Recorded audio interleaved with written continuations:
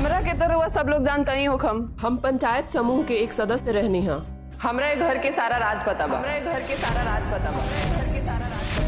लेकिन रउआ सबके एक और ही बात बता दी, जितना भ्रष्टाचार बाहर लौकत आनु इकरा से 100 गुना ज्यादा तहखाना में बंद बा, जौना के राज हम इनका घर में खड़ा होके खोलम।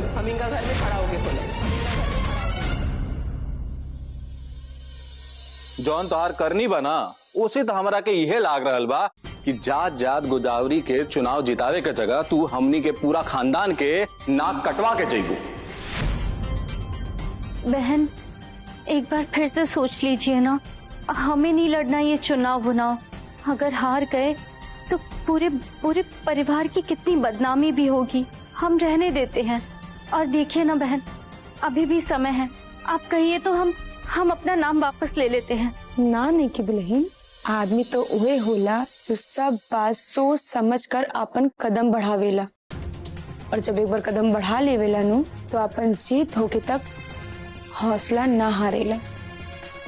और पीहू के पापा जो हम एक बार कह देले बानी तो हम अपन बात से पीछे ना हटब, और हम नईकी दुल्हन के प्रधानी के चुनाव हर हालत में जीतत देखल चाहता नहीं। पीहू के पापा रउआ भले हमरा पे भरोसा नहीं कर पावा कि हम रिमझिम के मुंह तोड़ जवाब दे पाए, वो बिना रउआ के साथ लिहन। बाकी हम रउआ के विश्वास दिलावत बानी कि प्रधानी के चुनाव में जीत हमार नईकी दुल्हन के ही हुई। और पीहू के पापा रउआ भरम पाल के मत रखी कि हम रउआ के बिना कमजोर बानी। तू कहावत सुन ले बड़ू ना, अधजल गगरी छलकत जाए। जे गगरी में आधा पानी भरल रहेला ना वही छलकेला। हमारे एगो बात गिरह बांध ला अपन दिमाग में, तू रिमझिम के कबो न हरा सकेल। अरे तोहरा में वो ताकते नहीं खे कि तू ओकर मुकाबला कर सका, काहे से कि तू आज तक कोनो भी काम एक घर के बाहर जाके कैले ही नहीं खू। और रिमझिम दुनियादारी में विश्वविद्यालय से पीएचडी करके आई बिया। अगर तू गोदावरी के चुनाव ना जिता पैलू ना तो जौन तुहारा पर भ्रष्टाचार का इल्जाम लागल बना, रिमझिम होके ऐसा घुमाई कि तुहारा आधा जिंदगी जेल में कटी। चाहे भले ही गांव वालन के पता होके कि तुहारा के रिश्वतखोरी में फंसावल बा। पीहू के पापा जब राउर हमरा पर भरोसा बा, गंगापुर पंचायत के लोगन के हमरा पर भरोसा बा, तो हमरा भी अपन ईश्वर के ऊपर पूरा भरोसा बा कि हम हर हाल में राउर उडर खत्म कर दे, और नईकी दुल्हन के हम नाम अब कोनो भी हाल में वापस ना होके दे, और ना रउआ की उम्मीद पर हम पानी फेरे दे।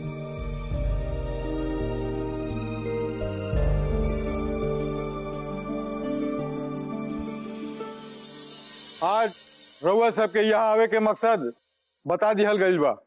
आज फिर गंगापुर पंचायत में प्रधान पद के खातिर 2 महिला उम्मीदवार खड़ी बाड़ी। पहली महिला प्रत्याशी तिवारी परिवार से गोदावरी तिवारी, पत्नी अमरेंद्र तिवारी, और दूसर महिला उम्मीदवार बाड़ी रिमझिम यादव।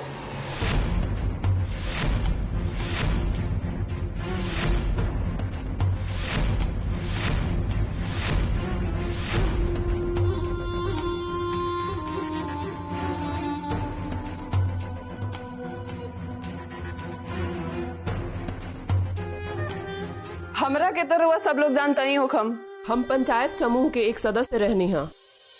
हमरा घर के सारा राज पता बा।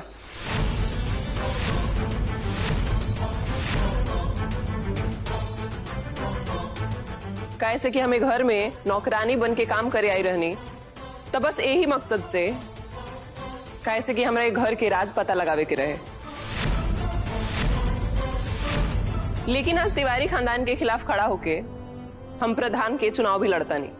आज हम रउआ सबके घर के सारा राज बताएं कि कैसे निलंबित प्रधान आरती तिवारी लोग से घूस लेत रहली, न्यौछावर वसूल करत रहली और एक दिन पकड़ा गईली। लेकिन रउआ सबके एक और ही बात बता दी, जितना भ्रष्टाचार बाहर लौकत आनु इकरा से 100 गुना ज्यादा तहखाना में बंद बा, जौना के राज हम इनका घर में खड़ा होके खोलम। तो सबे सुने के तैयार बानू? तो सुनी लो, सबसे तो पहले कोनो भी नेता के अपन कर्मदाता ना समझ लेवे के चाहिए। आरती तिवारी मन भर भ्रष्टाचार कैली और जब जेल जाए के बारी आयल तो धीरे से इस्तीफा दे देली। अब प्रधान बनावे के चाहता रही अपना सौतन गोदावरी के, जिनका पर इनके हुकूमत चलेला। अगर आरती तिवारी दिन के रात कही हन तो गोदावरी भी दिन के रात कही हन, ई पूरब के पश्चिम कही हन तो गोदावरी भी पूरब के पश्चिम कह दी हन। मतलब ई भइल कि खाली नाम खातिर प्रधान बनी हन गोदावरी, लेकिन मनमानी हुई आरती तिवारी के। रिमझिम जी, तनी रउआ 1 मिनट रुकी। रिमझिम जी, जब तू हमरा ऊपर इतना बड़ इल्जाम लगा दिले बाड़ू तो हमरा के भी जनता जनार्दन के सामने आपन सफाई पेश करे के मौका दे दा। फिर तू आपन जुबानी हमार भ्रष्टाचार की कहानी जनता जनार्दन के सुना दिया। हम गंगापुर पंचायत के सम्मानित सभी जनता जनार्दन के हमनी वर्तमान प्रधान आरती तिवारी प्रणाम करत बानी। जनता जनार्दन, ई बात सच बा कि हमरा ऊपर भ्रष्टाचार के आरोप लागल बा और वो आरोप के जांच भी चल रहा बा, लेकिन हम अभी तक दोषी सिद्ध नहीं खे भई और हम रउआ सबके अबही सब बात सच सच बता रहल बानी। और जोन वीडियो पंचायत सचिव के सामने पेश करल गए रहे, वो वीडियो में ई बा कि पंचायत सचिव रंजन तिवारी पैसा लेवे साफ साफ देखे जा सकत बा, लेकिन एमे हमार रंजन बबुआ जी के कोनो दोष नहीं खे, ना ही हमरे परिवार के कोनो सदस्य के दोष बा। जैसे रउआ सबके रिमझिम जी बतैनी है, उस सब चीज में खाली और खाली हमार दोष बा और हम वो दोष के रउआ सबके सामने मान भी रहल बानी। ये सब में नईकी दुल्हन के का दोष बा? उ त योग्य बाड़ी नई पद खातिर। हम रउआ लोग के सामने ये बात माना तानी कि हम एगो छोट परिवार से आयल बानी एक घर में बिहार के। अरे वो तो ये बड़ परिवार के बहुत बड़ा बड़प्पन बा कि हमरा के ये लोग इतना मान सम्मान देनी, लेकिन हम ही घर परिवार के लायक ना बन सकनी। जब से हम बिहार कई के परिवार में आईनी, उहे दिन से हमें परिवार के मान मर्यादा के ना समझ पाईनी। लेकिन नईकी दुल्हन ना अनपढ़ बानी, ना गवार बानी और ना लालची बानी। ये हमरा लिखा निखी, ये बहुत ही पढ़ल लिखल और समझदार बानी और हमरा से जौन कुछ भी भइल ये गांव के विकास खातिर हम सब कुछ कहनी। लेकिन हमरा पूरा यकीन बा कि नईकी दुल्हन हमरा से ज्यादा ये गांव के विकास करिहन। रउआ सब हमरा पे विश्वास करी जा कि हमार नईकी दुल्हन बहुत ईमानदार, पढ़ल लिखल और समझदार बाड़ी और ये रउआ सबके खातिर गंगापुर पंचायत के विकास खातिर बहुत कुछ कर सकत बाड़ी। हम पंचायत के जनता जनार्दन के सामने विनती कर रहल बानी कि हमरे पर जो भी इल्जाम लागल बा ओकर सजा नईकी दुल्हन गोदावरी तिवारी के मत देही। और रउआ सबसे विनती बा कि गोदावरी तिवारी के वोट दे के रउआ सब जिताई जा। हमरा पूरा विश्वास बा कि नईकी दुल्हन गांव के विकास खातिर रउआ सबके सहायता करिहन। सुना आरती तिवारी, इतना लंबा चौड़ा भाषण देला से नो गंगापुर पंचायत के लोग तरह झांसा में न आए। सारा दोष अपना माथा पर ले लो तो ये मत समझिए कि गंगापुर पंचायत के लोग तहरा बात में आके तहरा सौतन के प्रधान बना दे। तू तो कम से कम गांव के रहलू है, ये गांव के बारे में जानत भी रहलू है। ये तो कुछ नहीं जानत, ना घर के काम आवेला ना पंचायत के। कैसे संभलियन पंचायत? इनका कुछ पता बा पंचायत में काम कैसे करवाओ जाला? रिमझिम जी, तारा का मालूम बा पंचायत के बारे में? चलो रउवे बताई कि पंचायत के काम काज के बारे में रउआ का जानत बानी। अच्छा रउआ ये बताई, अगर गांव के सड़क जोड़े वाला पुल बारिश के पानी में बह जाई तो रउआ का करब?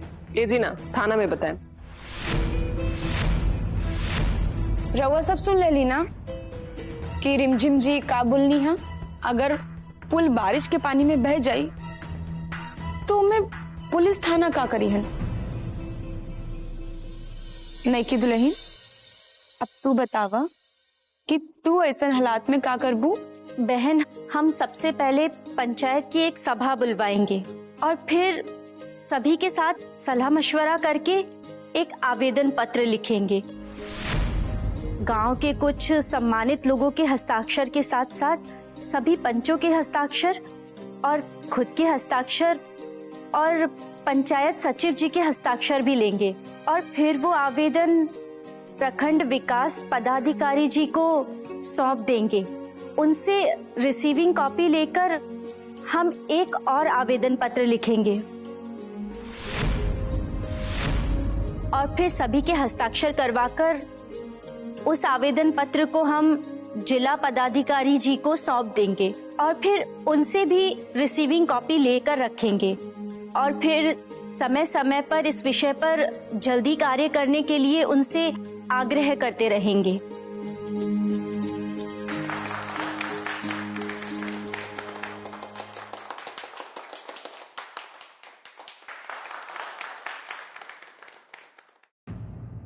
अच्छा ठीक बा, ई तो बता देली, कुछ और ही पूछ के देखो तब पता चली कि केकरा लगे कितना ज्ञान बा।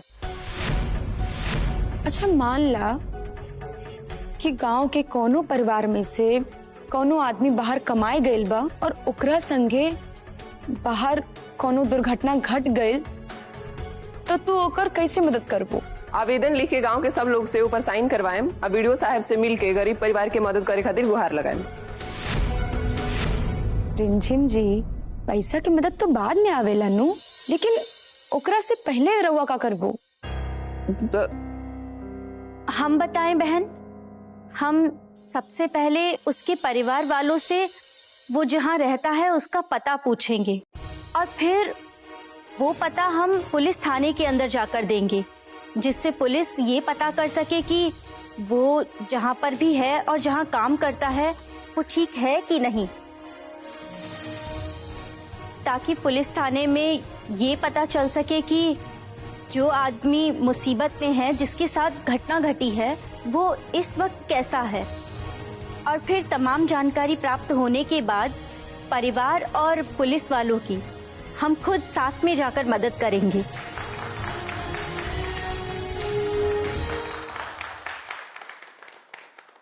अब रउआ सब जनता जनार्दन के हाथ में बा कि रउआ सब आपन प्रधान कैसे चुनल चाहत बानी।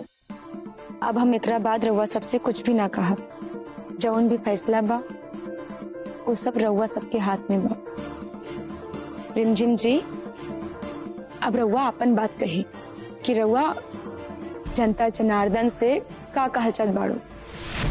लोकतंत्र में सबके आपन अपन बात कह के पूरा अधिकार बा, लेकिन अंतिम फैसला जनता के ही हाथ में होला। बोला रिमझिम? ना, अब हमनी के नइखे सुने के, जेकरा कुछ जानकारी नइखे वो प्रधान बन के खाली जनता दरबार लगाई। गुड़ चूरा खाए खातिर प्रधान नइखे चुने के बा। कन्या की बात पे हमनी के भरोसा बा, ओकरा के वोट देवल जाई जेकरा के कन्या देवा के कहिए। अतना कुछ उल्लत जलना के बाद रिमझिम के पीछे अपना समय बर्बाद चल जाए।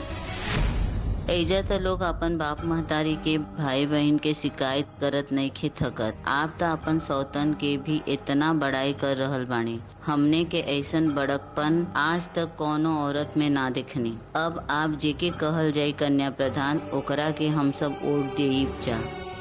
हाँ, हमनी के कौनो फर्क नइखे पड़े वाला बा। जौन भी जांच होई हमनी के देखब जा।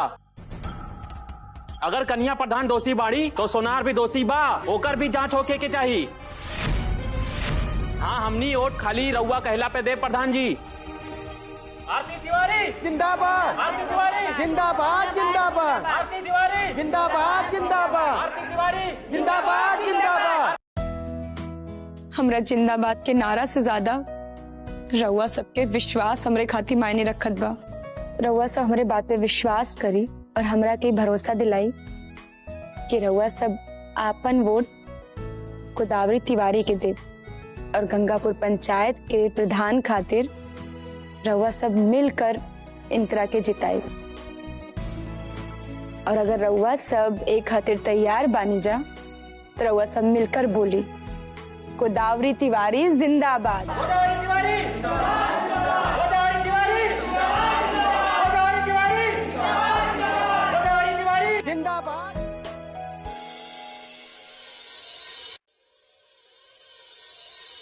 पीहू के पापा रउआ के ना लागत रहला नु कि हम रिमझिम के हराई के नईकी दुल्हन के चुनाव जितवा सकत बानी, लेकिन रउआ भी बात जान ली। अब हमरा अंदर इतना हिम्मत आ गई बा कि हम राउर मदद के बिना खुद के भी मदद कर सकत बानी और दूसरे के भी मदद कर सकत बानी।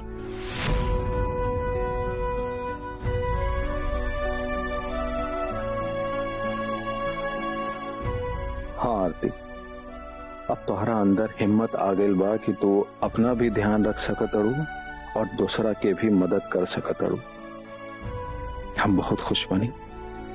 अब हम चैन से मर पाई ई सोच के कि तू हमरा बिना अब जिंदा रह सकत अड़ू।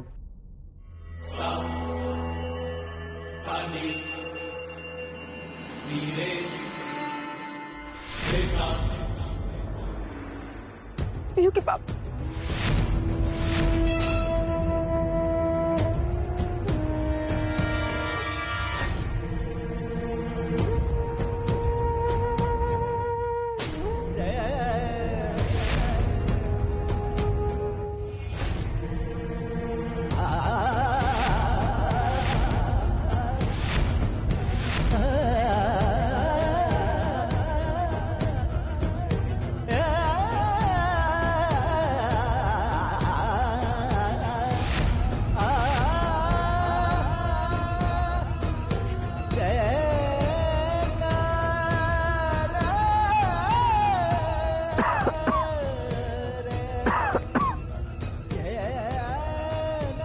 पता बा गोदावरी,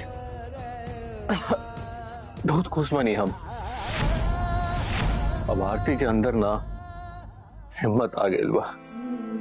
अब वो अपन जीवन अपना हिसाब से बहुत अच्छा से जी सकत नहीं। अब उनकरा के ना क्यों को सहारा का जरूरत देखी।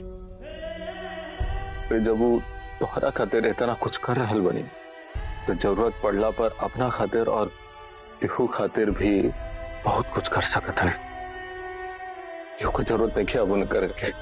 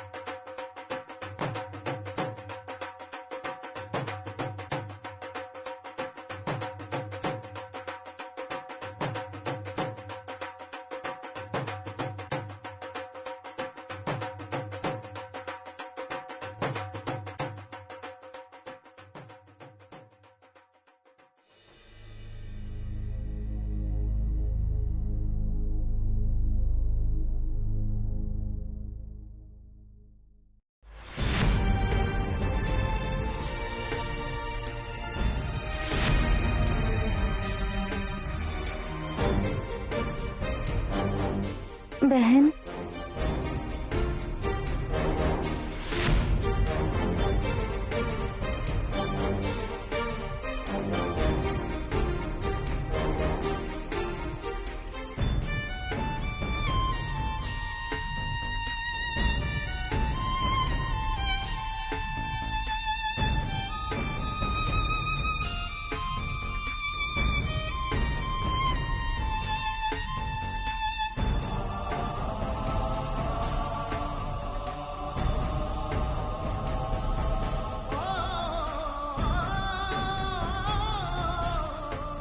आज के दिन जैसन बड़ दिन हमार जिंदगी में आज तक ना आइल।